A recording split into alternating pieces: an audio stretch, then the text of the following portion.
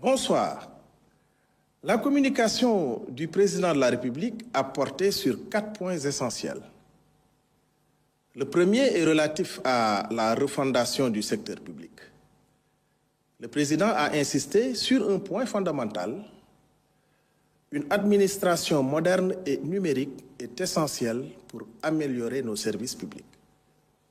C'est dans cet esprit qu'a eu lieu, pour la première fois, la conférence des administrateurs et managers publics. Cet événement inédit a réuni les dirigeants du secteur public pour réfléchir ensemble sur les voies et moyens de rendre nos administrations plus efficaces, proches des citoyens et capables de livrer des résultats concrets.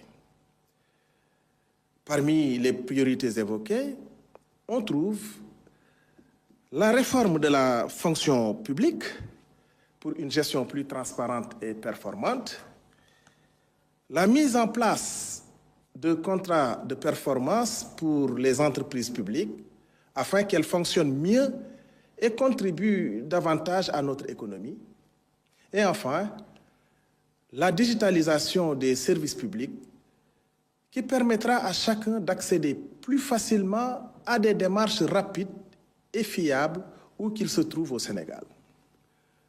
Puis, le président a abordé dans un deuxième point la question du développement du secteur privé.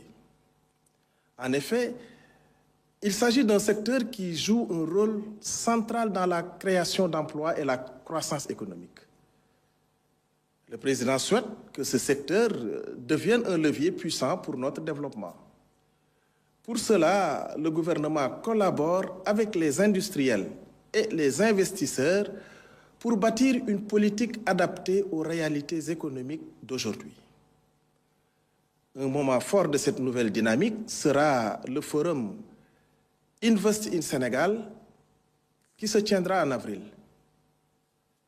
Cet événement permettra de montrer au monde entier que le Sénégal est une destination de choix pour les investissements. Notre ambition est de mobiliser 5 600 milliards de francs CFA des secteurs privés national et international entre 2025 et 2029 afin de financer des projets qui auront un impact direct sur nos vies. Le troisième point a été consacré à la relance et au développement du secteur touristique.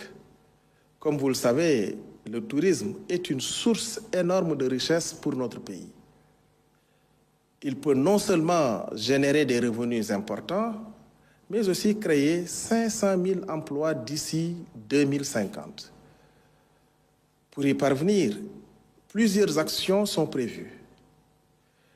Valoriser notre patrimoine naturel et culturel, promouvoir nos destinations touristiques pour attirer davantage de visiteurs étrangers et sécuriser nos zones touristiques en renforçant la police touristique.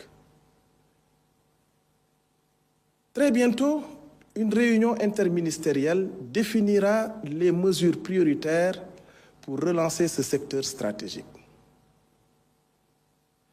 Enfin, le dernier point abordé par le président de la République a porté sur la modernisation des marchés et espaces commerciaux.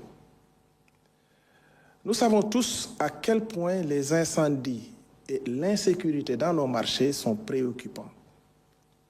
Le président a demandé une révision approfondie du programme de modernisation des marchés.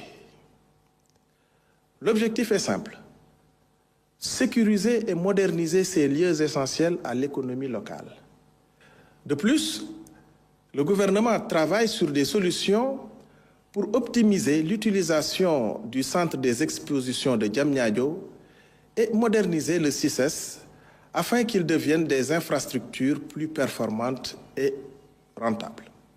Le Premier ministre, quant à lui, a abordé d'abord le plan quinquennal 2025-2029, à propos duquel il a insisté sur l'importance d'une bonne organisation pour garantir la réussite des projets et réformes visant à atteindre les objectifs de la vision Sénégal 2050. Ensuite, le coût de l'électricité, en rappelant que dans un contexte de production d'hydrocarbures, il est crucial de réduire les factures d'énergie et d'améliorer l'approvisionnement. Un comité travaille activement pour proposer des solutions concrètes d'ici fin janvier. Le troisième point a porté sur la valorisation des ressources phosphatées. À ce titre, une stratégie nationale est en cours pour mieux exploiter cette richesse, avec un potentiel d'environ 2000 milliards de francs CFA de chiffre d'affaires à l'horizon 2050. Il a terminé sur les problèmes d'Air Sénégal et d'AIBD SA. Des solutions sont à l'étude et le gouvernement prépare des réformes pour relancer ces entités et résoudre leurs problèmes de gestion. Enfin, au titre de l'agenda législatif et réglementaire, 2 textes importants ont été examinés. D'abord, un décret pour réformer le comité de suivi du secteur parapublic, renforçant son rôle de supervision des entreprises publiques. Ensuite, une loi pour ratifier une convention avec le Maroc, facilitant l'assistance et le transfèrement des détenus entre nos 2 pays. Voilà, mesdames et messieurs, les points saillants du Conseil des ministres de ce jour. Je vous remercie en vous souhaitant une belle soirée.